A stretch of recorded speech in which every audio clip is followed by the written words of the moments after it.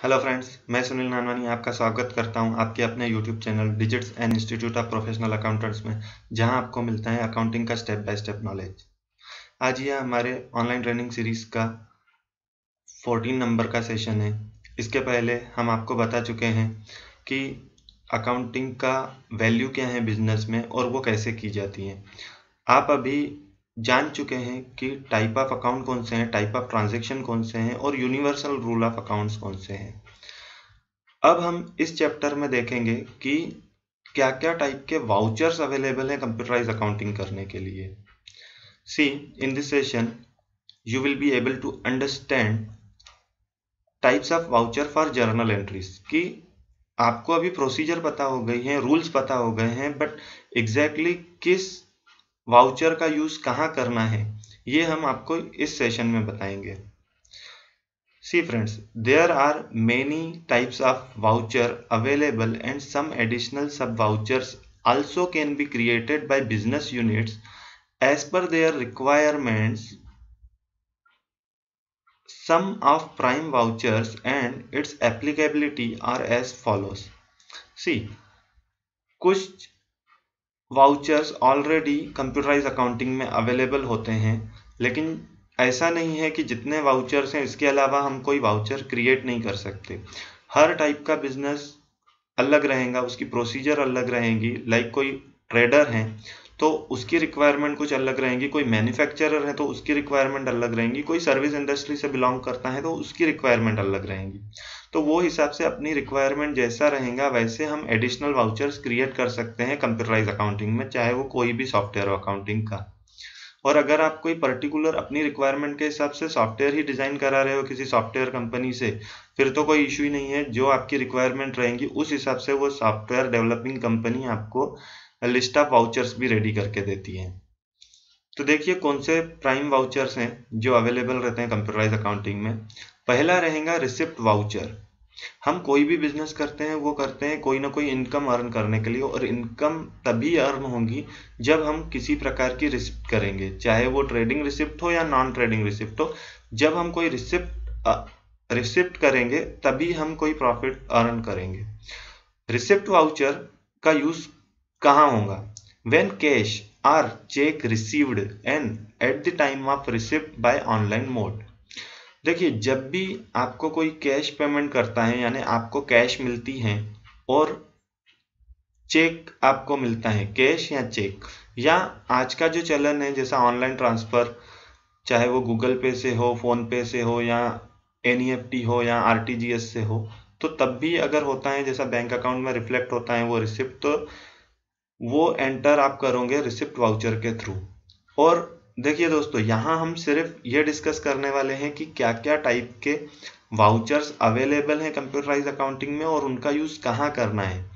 अगर आपने हमारे पहले के पूरे वीडियो देखे हो तो आप भली भांति जानते हो कि रूल्स क्या रहेंगे कोई भी वाउचर एंटर करने के। यहाँ हम सिर्फ वाउचर्स अवेलेबल कौन से हैं और उनका यूज कहाँ है वो डिस्कस करने वाले हैं, ठीक है। सेकंड रहेगा payment voucher. When cash paid or cheque issued and at the time of payment by online mode. Exactly जो हमने अभी पढ़े रिसिप्ट वाउचर उसका उल्टा रहेगा पेमेंट वाउचर। सीधी सी बात है, जब हमको कोई पैसा मिला, चेक मिला या ऑनलाइन रिसिप्ट हुई तो हमने रिसिप्ट वाउचर का यूज किए। सेम अगर हम पैसा देते हैं, हम कोई चेक इशू करते हैं या हम कोई ऑनलाइन पेमेंट करते हैं, तो वो एंटर करने के लिए हम यूज करेंगे पेमेंट वाउचर। कॉन्ट्रा वाउचर, जो अकाउंट के फील्ड से हैं उनको मालूम है कॉन्ट्रा वाउचर क्या रहता है। जो अकाउंट के फील्ड से बिलोंग नहीं करते हैं और अभी इसमें अपना करियर बनाना चाहते हैं या बिजनेस की अकाउंटिंग कैसी होती है वो अंडरस्टैंड होने के लिए बिजनेसमैन ये वीडियो देख रहे हैं, तो कॉन्ट्रा वाउचर रहेगा हमारा इंटरनल। यानी अगर when from bank to cash means अगर आप कैश विड्रॉ करते हो तब, या कैश टू बैंक अगर आप कैश डिपॉजिट करते हो बैंक में तब, and also bank to bank transfer occurs. यानी जब कोई हम सपोज हमारी कोई एक से ज़्यादा बैंक्स हैं, करंट अकाउंट हैं अलग अलग बैंक्स में, तो अगर हम एक बैंक से दूसरे बैंक में फंड ट्रांसफर करते हैं तो भी हम कॉन्ट्रा वाउचर का यूज़ करेंगे। sales order voucher. At the time of processing sales orders against purchase order received. देखिए बिजनेस की प्रोसीजर कैसी रहती है कि अगर किसी को कुछ खरीदना है तो वो परचेज ऑर्डर रेज करता है। वो परचेज ऑर्डर करेगा सामने वाली कंपनी को, लाइक XYZ लिमिटेड को कोई मशीनरी खरीदनी है और उसने फाइनलाइज किया है वेंडर ABC लिमिटेड को, तो वो ABC लिमिटेड के नाम पे परचेज ऑर्डर रेज करेगा और वो परचेज ऑर्डर के बेस पे ये ABC लिमिटेड वाला सेल्स ऑर्डर वाउचर जनरेट करेगा। सेल्स ऑर्डर वाउचर में क्वांटिटी रहेगी, रेट रहेगा और बाकी टर्म्स ऑफ डिलीवरी जो भी रहेंगी वो मेंशन किया जाएगा item wise. Delivery memo voucher, it prepares to mention goods which will be delivered to customers. देखिए सेल्स ऑर्डर वाउचर यानी हमें XYZ लिमिटेड को सेल करना है, ये ABC लिमिटेड ने एक सेल्स ऑर्डर वाउचर बनाया। इस बेस पे डिपार्टमेंट वाइज जो भी जैसा वर्किंग डिस्ट्रीब्यूट किया होगा तो अब वो डिलीवरी मेमो वाउचर बनाएगा जिसको वो रिस्पॉन्सिबिलिटी दी गई होगी। डिलीवरी मेमो वाउचर बनाया जाता है कि उसमें सिर्फ रहेगा list of items and quantity कि इतने आइटम ये पार्टी को डिलीवर करना है, डिलीवरी चालान। अब sales voucher for sales entry, अब DM के आधार पे जो भी उसमें आइटम मेंशन होंगे उसके बाद वो बिलिंग डिपार्टमेंट के पास जाएगा और उससे सेल एंट्री पंच होंगी, यानी सेल्स वाउचर, सेल्स इनवॉइस या टैक्स इनवॉइस जो भी आप उसे बोल दीजिए वो जनरेट किया जाएगा। सेल्स रिटर्न और क्रेडिट नोट वाउचर, ये थोड़ा ट्रिकी रहेगा समझने में तो इसे आप ध्यान से थोड़ा सुनिएगा। ऑन सेल्स रिटर्न, देखिए सेल्स रिटर्न वाउचर कब होगा कि ऑन सेल्स रिटर्न कि हमने कोई सेल किया था उसके अगेंस्ट में हमें मटेरियल वापस आया किसी भी रीजन से, तो तब हम ये वाउचर का यूज करेंगे। और whenever needs to credit customers account, customers account जिसको हमने सेल किया है, जब हमने वो सेल्स इनवॉइस पंच किया था तब उसका अकाउंट हमने डेबिट किया था, उसका रिवर्स जब भी हमें उस अकाउंट को क्रेडिट करना रहेगा, ध्यान दीजिएगा मैं क्रेडिट बोल रहा हूं, क्रेडिट करना रहेगा, उस कंडीशन में हम क्रेडिट नोट वाउचर को यूज करेंगे। सेल्स रिटर्न या क्रेडिट नोट वाउचर, यानी सेल्स रिटर्न की एंट्री भी आप चाहो तो क्रेडिट नोट वाउचर से कर सकते हो, उसको सेम ही कंसीडर किया जाता है। तो जब भी हमें अपने कस्टमर के अकाउंट को क्रेडिट करना रहेगा वो क्या कंडीशन रहेंगी, देखिए like in case of additional discount, देखिए हमने सेल्स इनवॉइस पंच किया 100 रुपए के रेट से, लेकिन बाद में कस्टमर बोलता है नहीं आपने मेरे को लास्ट रेट 90 रुपए का दिए थे, या मेरी आपसे टेलीफोनिक डिस्कशन हुआ था जिसमें आपने 90 रुपए का रेट फाइनलाइज करे थे। अब आप चाहो तो ओरिजिनल इनवॉइस को रिवाइज कर दो, या लेकिन आज की तारीख में अगर हम GST की बात करें तो अगर इंटर स्टेट परचेस हैं या विद इन स्टेट भी परचेस हैं और वो लिमिट के ऊपर का इनवाइस है सेल्स इनवाइस, तो उसमें ई-वे बिल जनरेट करना पड़ता है। और अगर ई-वे बिल जनरेट हो चुका है और आप मल्टीपल यानी उसको चेंज नहीं करना चाहते हो, तो सिर्फ जो हमारे कस्टमर का इशू है कि बात 90 रुपए से हुई थी, तो आप सिर्फ उतने अमाउंट का उसको क्रेडिट नोट दे दो, क्रेडिट कर दो उसको उस अकाउंट से। Rate difference due to less quantity received, या आपने सपोज 100 क्वांटिटी बिल किए हो, बिलिंग में 100 क्वांटिटी किए हो बस, बट किसी रीजन से आपके स्टाफ की मिस्टेक बोलिए या किसी और रीजन से आपने डिस्पैच किए 95 क्वांटिटीज, तो ये 5 क्वांटिटीज का फिर अगेन सेम सिचुएशन आएंगी, या तो आप बिल को रिवाइज कीजिए, लेकिन आप अगर बिल को रिवाइज करना अवॉइड करना चाहते हैं उन कंडीशन में आप क्रेडिट नोट दोगे अपने कस्टमर को, ताकि वो 5 क्वांटिटी मल्टीप्लाई बाय रेट जो भी होगा उतने अमाउंट से उसका लेजर अमाउंट कम हो जाए। Damage to product due to negligence on packing, अब सपोज आपने उसको 100 क्वांटिटी चाहिए थी, आपने क्वांटिटी तो 100 ही भेजे लेकिन आपने पैकेजिंग पे प्रॉपर ध्यान नहीं दिए जिसके कारण 20 क्वांटिटी टूट गई, ब्रोकन हो गई ड्यूरिंग द ट्रांसपोर्टेशन। तो उस कंडीशन में वो एक्सेप्ट नहीं करेगा वो चीज, वो बोलेगा कि ये लॉस मैं बियर नहीं करूंगा बिकॉज आपकी मिस्टेक थी, पैकेजिंग आपने प्रॉपर नहीं करे इसलिए मुझे वो प्रोडक्ट ब्रोकन कंडीशन में मिला, तो ये लॉस आपको बियर करना चाहिए और करना ही पड़ेगा। उस केस में हम क्रेडिट नोट वाउचर का यूज करेंगे। देखिए, without amending the original invoice, यानी बिना, जब हम मेन इनवॉइस हमारा जो सेल्स इनवॉइस है उसको अमेंड नहीं करना चाहते, और when we need to credit suppliers account. देखिए, क्रेडिट नोट यहाँ नाम है, मतलब ये वाउचर जिस भी लेजर में मारा जाएगा यानी जिस भी अकाउंट के लिए, तो वो उसको क्रेडिट कर देगा। तो क्रेडिट कस्टमर्स अकाउंट, पहले हमने क्रेडिट कस्टमर्स अकाउंट की बात की है। अब देखिए, क्रेडिट सप्लायर्स अकाउंट यानी जिससे हम परचेस करते हैं माल, उसको क्रेडिट करने के लिए। देखिए, जब हमने किसी से परचेस किया तो हम परचेस अकाउंट डेबिट करते हैं और पार्टी अकाउंट को क्रेडिट करते हैं, यानी वो क्रेडिट, उसको हम पैसे देंगे, वो हमारा ऑब्लिगेशन टू पे रहेगा। Again we are using credit note voucher for crediting suppliers account, means अगर हमारे क्रेडिटर का बैलेंस 100 रुपए है, उसको 100 रुपए देना है, और अगर हम 10 रुपए का क्रेडिट नोट और मारते हैं तो इसका मतलब है अब हम उसको 110 रुपए देंगे। वो किस रीजन में रहेगा? Like interest for late payment charged by supplier. Suppose हमने XYZ लिमिटेड से 1 लाख रुपए का माल लिया, उसने 30 दिन की हमको साइड दिया कि 30 दिन में आप पेमेंट करोगे तो ठीक है, अदरवाइज मैं 10% उस पर चार्ज करूंगा पर मंथ। हमने 1 महीना लैप्स हो गया और सेकंड महीने में अब तक पेमेंट नहीं किया, तो वो हमें हमारा अकाउंट डेबिट कर देगा। वो डेबिट करेगा, हम क्या करेंगे? हम क्रेडिट करेंगे उसका अकाउंट, वो हमारा अकाउंट डेबिट कर देगा 10% से, यानी 10 लाख का 1 लाख का 10% यानी 10,000, उससे वो हमारा अकाउंट डेबिट कर देगा। तो हमें उसको पेमेंट करना है अब 1,10,000। तो पहले हमको क्रेडिट नोट की एंट्री लेना पड़ेगा जिसमें हम उस सप्लायर का अकाउंट क्रेडिट करेंगे 10,000 से, और लेजर का नाम रहेगा interest charged for late payment by supplier, और ये हमारा रहेगा इनडायरेक्ट एक्सपेंसेस के अंदर कैटेगराइज किया जाएगा। परचेस ऑर्डर वाउचर, देखिए यहाँ हमने जो सेल्स ऑर्डर वाउचर किए थे वो जो अगेंस्ट परचेस ऑर्डर रिसीव्ड, तो यहाँ purchase order voucher for generating PO to purchase any material, कि कोई भी प्रकार का मटेरियल हमको परचेस करना है।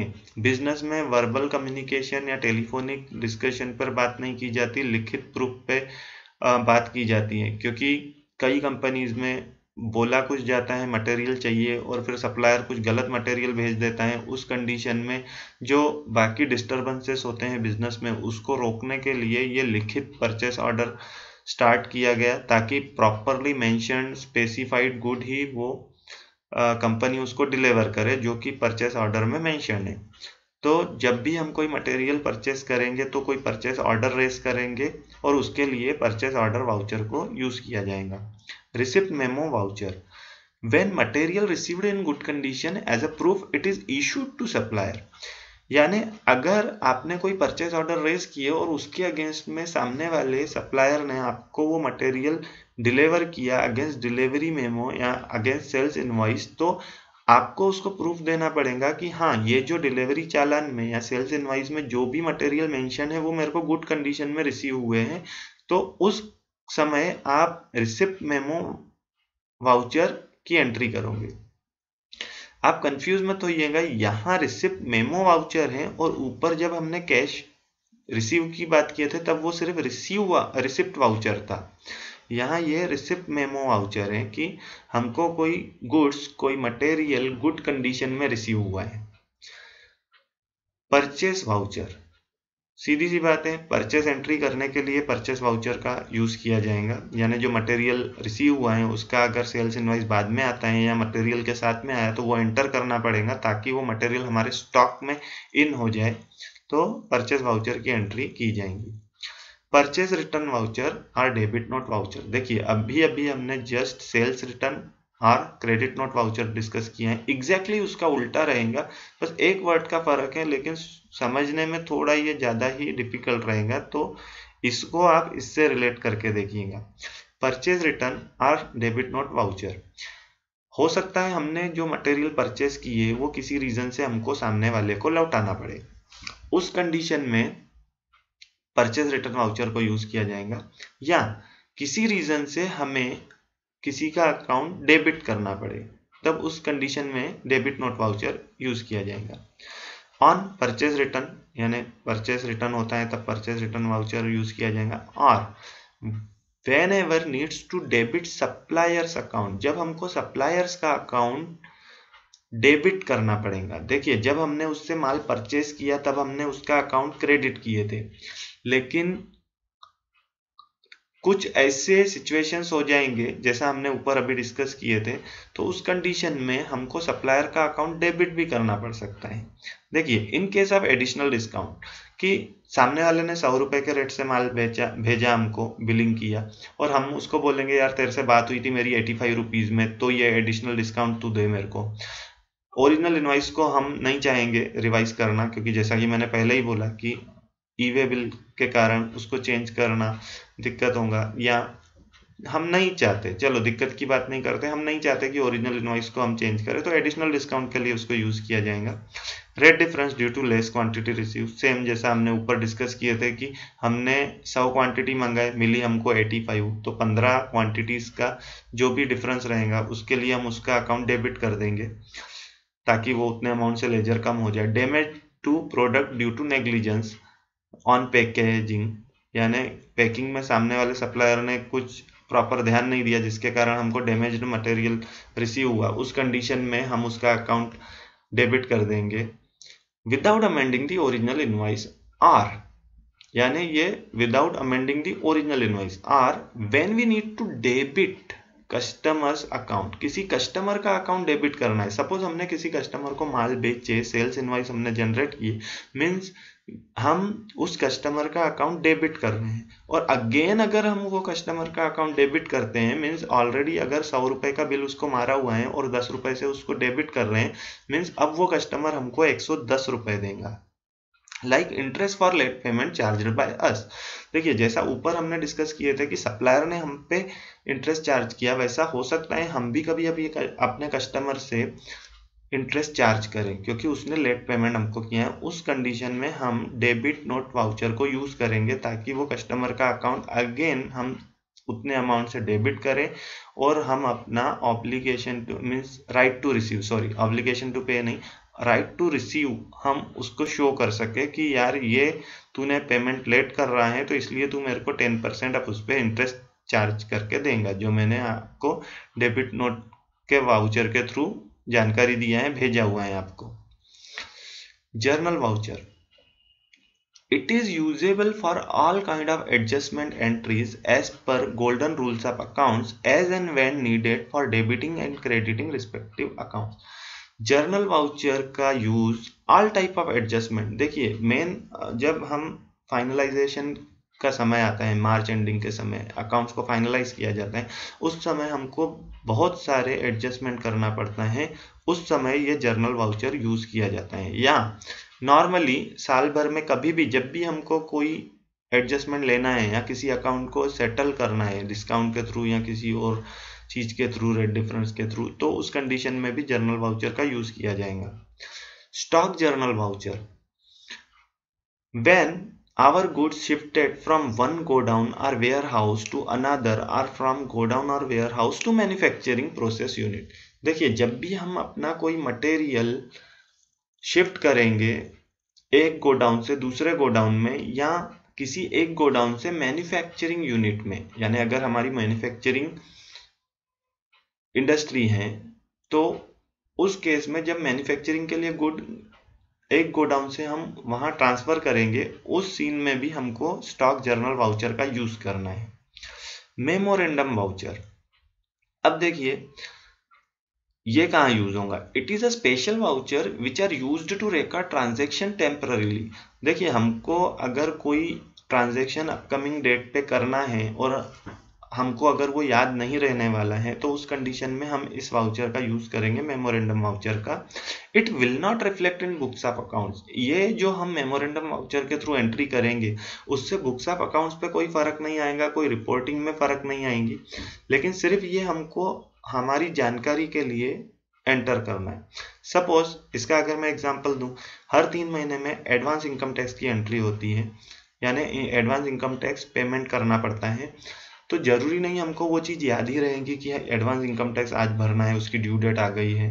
तो बेहतर है कि आप मेमोरेंडम वाउचर के थ्रू जैसे 15 तारीख को हर क्वार्टर एंड में, यानी जैसा 15 जून और 15 सितंबर, 15 दिसंबर और फिर 31 मार्च के पहले, यानी 15 मार्च ही आप बोल दीजिए, तब एडवांस इनकम टैक्स का पेमेंट करना है। तो हमको वो याद रहेगा नहीं रहेगा, तो आप 10 तारीख या 11-12 तारीख के आसपास मेमोरेंडम वाउचर में वो एंट्री करके रख दीजिए किसी भी XYZ अमाउंट के साथ। इसका इफेक्ट कहीं भी बुक्स ऑफ अकाउंट्स में नहीं होगा, ना ही कैश माइनस होंगी, ना बैंक का बैलेंस कम होगा अगर हम वो एंट्री मार के रखते हैं। वो जस्ट हमारे मेमोरी के लिए रहेगा कि हमको रिमाइंड कराने के लिए, जस्ट हमको एक आदत बनाना रहेगा। जब जहाँ बिजनेस का लेवल बहुत बड़ा है तो सिंपली एक हैबिट बनाना पड़ता है कि कंप्यूटराइज अकाउंटिंग जब हम कर रहे हैं, ओपन करते ही हम डे बुक को ओपन करते हैं कि डे बुक में कौन कौन से टाइप के वाउचर्स रिफ्लेक्ट हो रहे हैं।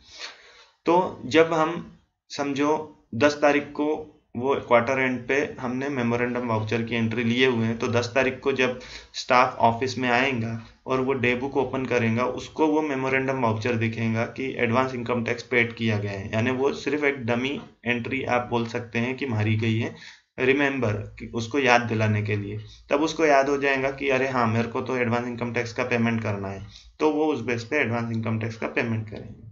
ये जस्ट एक एग्जांपल था। हो सकता है कि आपको किसी आपके कस्टमर ने बोला हो कि मैं आने वाली महीने की 15 तारीख को आपको पेमेंट करने वाला हूँ, तो उस केस में भी आप मेमोरेंडम वाउचर को एंटर करके रख सकते हो, ताकि आपको वो रिमाइंड हो जाए कि यार इसने मेरे को आज के तारीख में पेमेंट करेगा ऐसा बोला था, तो मैंने उसकी रिसिप्ट लेके रख लिया हूँ, तो आप उसको कॉल करोगे।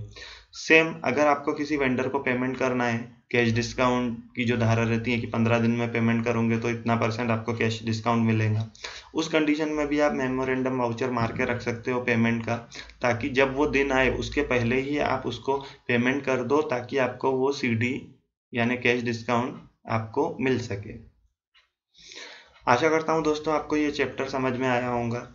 इसमें अगर आपने हमारे पुराने वीडियोस पूरे देखे हो तो ये चीज़ आपको समझने में दिक्कत नहीं गई होंगी। तो अगर आपने हमारे पुराने वीडियोस नहीं देखे हो तो वो जाके ज़रूर देखिए हमारे चैनल पे, ताकि आपको ये चैप्टर भी समझे और आने वाला अगला चैप्टर जो कि मेन रहेगा, जिसमें हम डिस्कस करेंगे डबल एंट्री सिस्टम की। डबल एंट्री सिस्टम में कैसे जो हमने यूनिवर्सल रूल्स, जिसको गोल्डन रूल्स ऑफ अकाउंट्स बोलते हैं, वो डिस्कस किए थे, उसको डबल एंट्री सिस्टम में कैसे अप्लाई किया जाएगा वो डिस्कस करेंगे। तो आप ये पूरे चैप्टर्स, पूरे ऑनलाइन सेशंस एक बार फिर देख लीजिए, ताकि आपको वो दिक्कत ना हो, क्योंकि वो कंप्यूटराइज अकाउंटिंग का प्राइम रहेगा कि डबल एंट्री सिस्टम समझने के बाद ही आप कंप्यूटराइज अकाउंटिंग को कर पाओगे।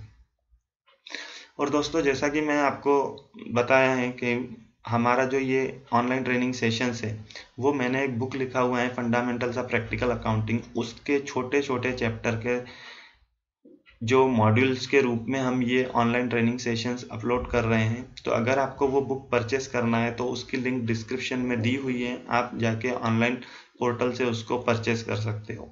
और अगर आपको हमारी फिजिकल क्लासेस या वर्कशॉप या ट्रेनिंग सेशंस अटेंड करना है तो उसके लिए भी आप हमसे कांटेक्ट कर सकते हो, उसकी भी डिटेल्स डिस्क्रिप्शन में हमने दी हुई है। दोस्तों, अगर आपको ये वीडियो अच्छा लगा हो तो ज़रूर इसे शेयर कीजिए, लाइक कीजिए, और अगर आप हमारे चैनल पर नए हो तो हमारे चैनल को भी सब्सक्राइब कीजिए। आपका आया हुआ हर लाइक, हर शेयर हमें मोटिवेट करता है ऐसे ही नए नए वीडियो बना के अपलोड करने के लिए। Thank you so much.